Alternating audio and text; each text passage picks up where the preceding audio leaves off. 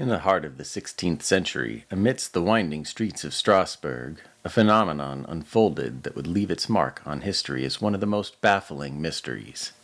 It began with a single woman, Frau Troffea, stepping into the cobblestone streets. Her feet began moving in a rhythm to a silent tune. This was no festive dance, nor a cultural rite. It was the onset of what would come to be known as the Dancing Plague of 1518. What drives a person to dance relentlessly, without rest or reason, and how does this solitary act escalate into mass hysteria, compelling hundreds to join in a dance of despair and exhaustion? Was it a curse, a medical anomaly, or a collective madness stemming from the depths of the human psyche? Join us as we step back through the annals of time to unravel the enigma of a dance that defied explanation, from Frau Troffea's first steps to the theories that attempt to make sense of the inexplicable. We explore the mystery and the history behind the Dancing Plague. Welcome to Strange Historical Tales, the Dancing Plague of 1518. In July of 1518 in Strasbourg, within the realms of the Holy Roman Empire, a bewildering event unfolded that history would not soon forget. The phenomenon began unexpectedly with just one woman, Frau Troffea. Without music or apparent reason, she began to dance in the streets, her movements relentless, as if driven by an unseen force. Frau Troffea's solo dance rapidly transformed into a collective ordeal. Within days, what started as a singular, inexplicable compulsion became a widespread mania. Dozens and then hundreds joined in, drawn into a dance of despair that traced its patterns across the cobblestones of Strasbourg. The question of who Frau Troffea was and what sparked this mass hysteria remains shrouded in mystery to this day. No celebrations or known traditions could account for the sudden urge that led not only her, but eventually up to 400 people to dance with such endurance, pushing their bodies beyond the point of exhaustion. This dancing mania did not come without its dire consequences.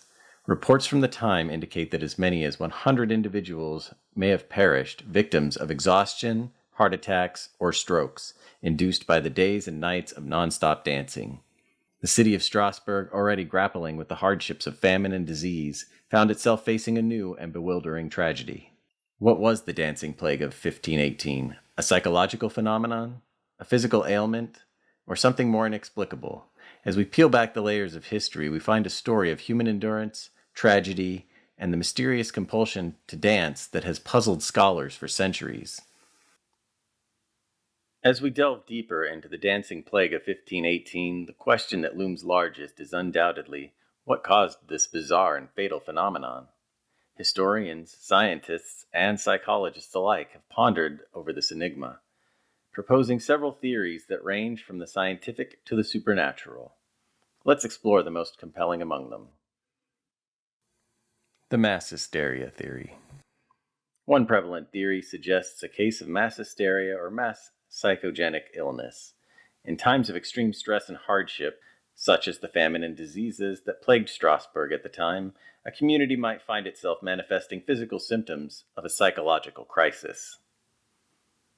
Frau Troffea's initial dance could have triggered a collective anxiety, leading to a domino effect of uncontrollable dancing among the populace.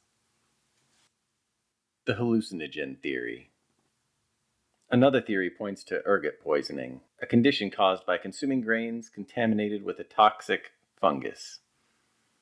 Ergotamine, a compound found in ergot, is structurally similar to LSD and could induce hallucinations, convulsions, and yes, even frenzied dancing. Could the afflicted of Strasbourg have been victims of this natural hallucinogen? The religious theory. Some speculate about religious ecstasy or spiritual possession, suggesting that the dancers believed themselves to be under the spell of a saint or a demon. In an era where the supernatural was part of daily life, a collective belief in a curse or divine intervention could have propelled the city into a dancing frenzy, seeking relief or redemption through their exhaustive movements. Perhaps the Dancing Plague, like many mysteries of the human condition, is not meant to be unraveled completely. Instead, it serves as a reminder of the intricate tapestry of factors that define our existence, and the unpredictable ways in which they can manifest. What do you think sparked the Dancing Plague of 1518? The answer, it seems, dances just beyond our grasp.